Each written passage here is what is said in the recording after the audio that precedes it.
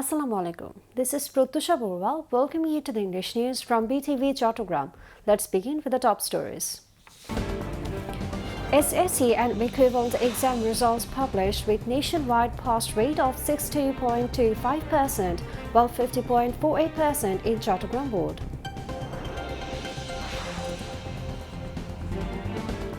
Prime Minister Tariq Rahman seeks cooperation from private sector, development partners and civil society in implementing SDGs.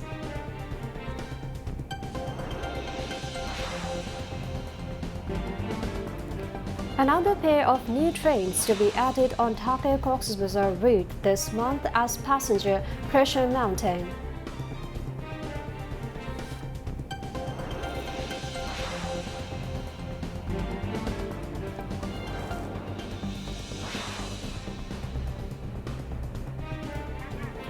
Party Alliance collects nomination papers for presidential election.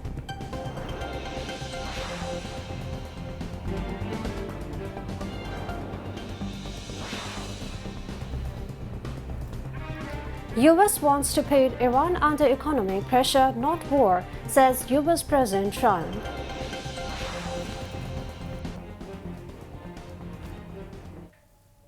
Viewers, those were the top stories. Now moving on to the details. The results of the SSC and equivalent examinations were published simultaneously across the country. This year, the average pass rate across the 11 education boards, including the 9 SSC boards, was 62.25%. The pass rate was 64.05% for SSC, 55.49% for Dakhil, and 58.20% for SSC vocational and Dakhil vocational examinations. This is nearly 6 percentage points lower than last year. A total of 1,16,676 students achieved GPA 5.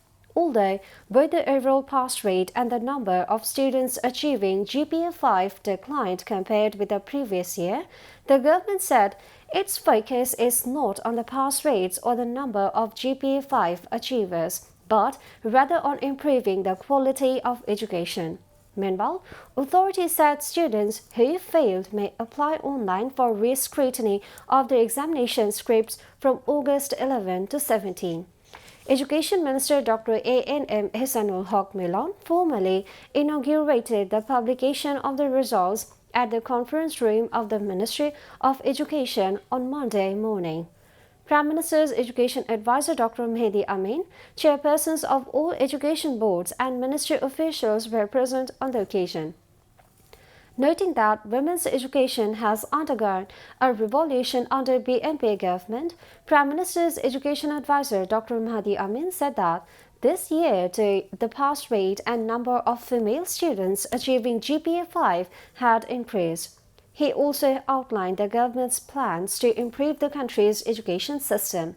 This year's SSC and equivalent examinations began on April 21 with more than 18 lakh students taking part. With the publication of the results today, these young students have taken another step forward on their educational journey. The results of SSC and equivalent examinations have been published in Chattogram as elsewhere in the country. This year, the pass rate is 59.48%. A total of 130,682 candidates took the exam in 218 centres, of which 9,398 got GPA 5. The number of schools with a zero pass rate is 8. This year, both the pass rate and the number of students who got GPA 5 have decreased compared to the last time. Officials of Chattogram Education Board have talked about this year's results. They will take into account the participation of students as well as the skills of teachers.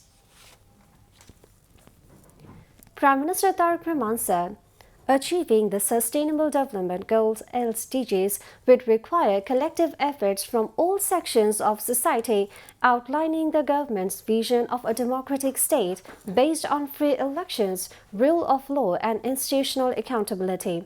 The Prime Minister made the remarks while inaugurating the national conference titled Navigating 5-Year Strategic Framework for Achieving SDGs Policy, Partnership and Priority 2026.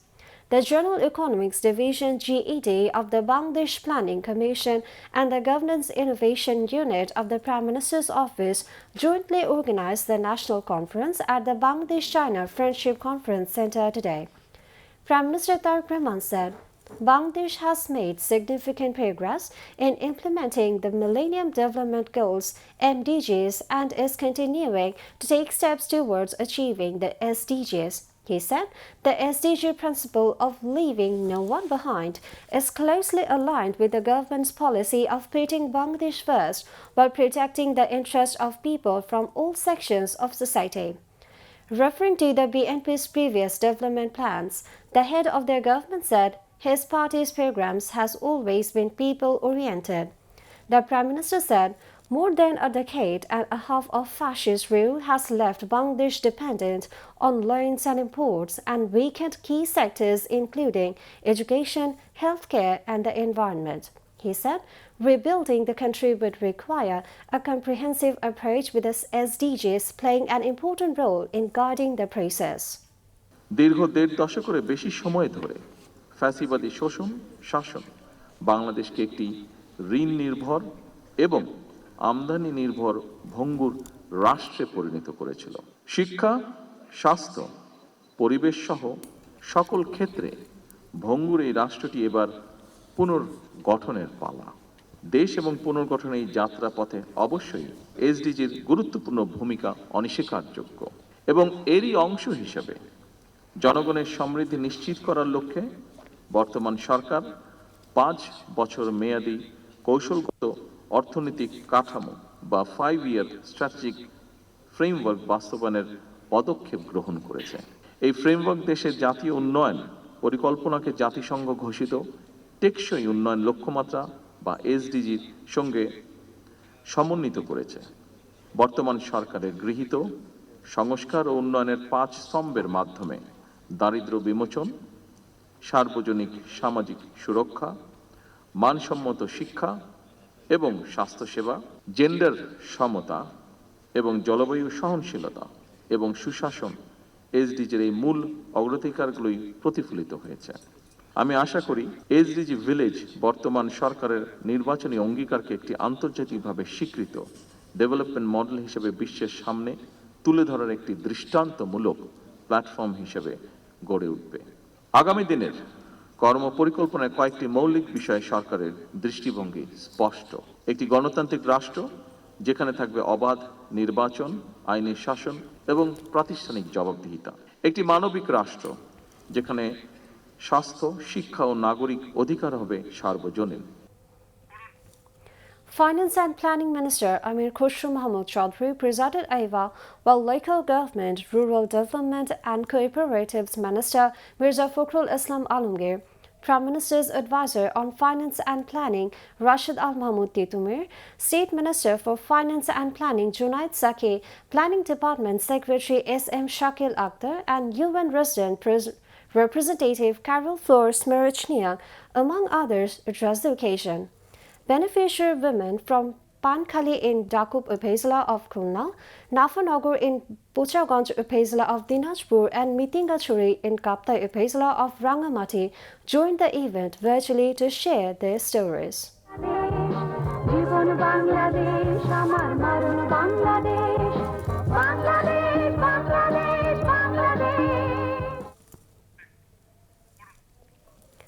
Prime Minister Tareq Rahman expressed hope that India will expedite the extradition process of ousted Prime Minister Sheikh Hasina, who was toppled on August 5 in 2024 following student people uprising. He came up with his hope when Indian High Commissioner in Dhaka Dinesh Trivedi called on him at the Prime Minister's Cabinet Division office at the Bangladesh Secretariat in the capital today. The Prime Minister welcomed the Indian High Commissioner at the outset of the meeting, while Trivedi shared his experiences serving in Dhaka over the past 2 months. Important bilateral issues between Bangladesh and India were discussed at the meeting. Bangladesh expressed its expectation that India would expedite the process of extraditing Sheikh Hasina. Bangladesh also reiterated its request to India to return the killers involved in the murder of Shohid Osman Hadi.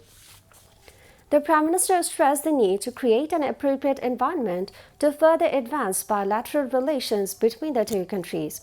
Foreign Minister Dr. Khalilur Rahman, Prime Minister's Foreign Affairs Advisor Humayun Kobir, and concerned officials were present on the occasion. Thousands of tourists from different parts of the country rush to Cox's Bazar every day. The pressure of passengers on the Dhaka-Cox's Bazar train route is increasing day by day. Considering the demand, Bangladesh Railway is preparing to launch another pair of new intercity trains on this route this August. The authorities hoped this will increase the number of seats and make the travel easier. Along with road travel, comfortable rail travel is increasing in popularity day by day. However, as the number of trains and seats is less than the demand, passengers often have to face extreme hardship in getting tickets. Currently, a total of 4 pairs of trains are operating on the Cox's Bazar route from Dhaka and Chattogram. The railway authorities have planned to increase this number to 5 pairs to handle the increasing pressure of tourists. Those concerned believe that the addition of new trains in August will greatly alleviate the seat shortage. The railway authority said the decision to launch new trains on the Dhaka-Cox's Bazar route has been taken as part of the government's continuous initiatives to modernize the railways and expand passenger services. The Bangladesh Railway authorities hope that the launch of this new pair of trains will not only ease the pressure of passengers heading to Cox's Bazar, but will also open up new horizons of potential in the country's tourism sector. The 11-party alliance led by Bangladesh Jamaat-e-Islami collected a nomination form from the Election Commission office to contest the presidential election. The alliance leaders collected this form today. Later, at a press briefing, Jamaat-e-Islami Assistant Secretary General Hamidur Rahman Azad said the form was collected on behalf of the alliance's nominated candidate Liberal Democratic Party President, retired Colonel Oli Ahmed. Earlier on Sunday, a delegation of the ruling BNP collected 2 nomination forms from the Election Commission. According to the election schedule, the presidential election will be held on 20th August. Nomination papers can be submitted on 13th August from 10 a.m. to 4 p.m. International Crimes Tribunal 2 adjourned until tomorrow the closing arguments in the case against 7 accused, including Ubaidul Qadir, over crimes against humanity committed during the July uprising. The hearing was adjourned after the prosecution presented its arguments for the 4th consecutive day before the tribunal headed by Justice Nazrul Islam Chaudhry. During the arguments, the prosecution presented an audio clip as evidence alleging that Ubaidul Qadir had instructed then State Minister for Information Muhammad Arafat to shut down television channels that were broadcasting news of attacks on July protesters. Meanwhile, testimony is underway before Tribunal 1 in the crimes against humanity case against former army officer Ziaul Hassan over more than 100 cases of enforced disappearances and killings during the ousted Awami League government. Today, defense lawyers are cross-examining retired Lieutenant Colonel Rafiqul Islam, a witness in the case. Later in the day, the same tribunal is scheduled to hear testimony in the crimes against humanity cases against Shojib Wajid Joy and Junaid Ahmed Palak of the July uprising, as well as cases against Rashid Khan Menon and Kamrul Islam. Now, international news.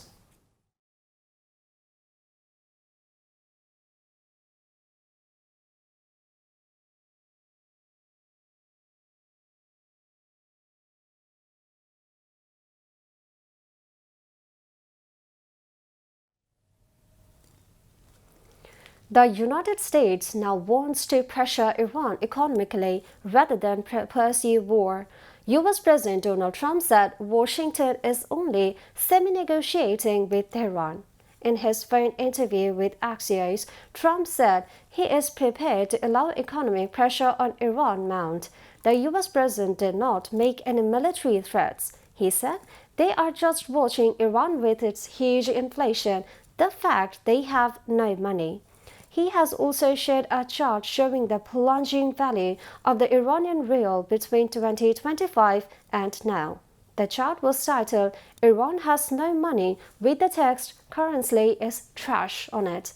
Trump said the U.S. is low-keying it with Tehran and his administration is watching as economic pressure mounts on Iran, which has no money.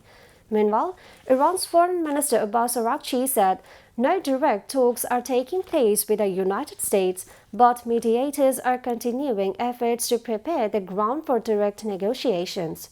He also said that an agreement with Oman involving the Strait of Hormuz in its final stages.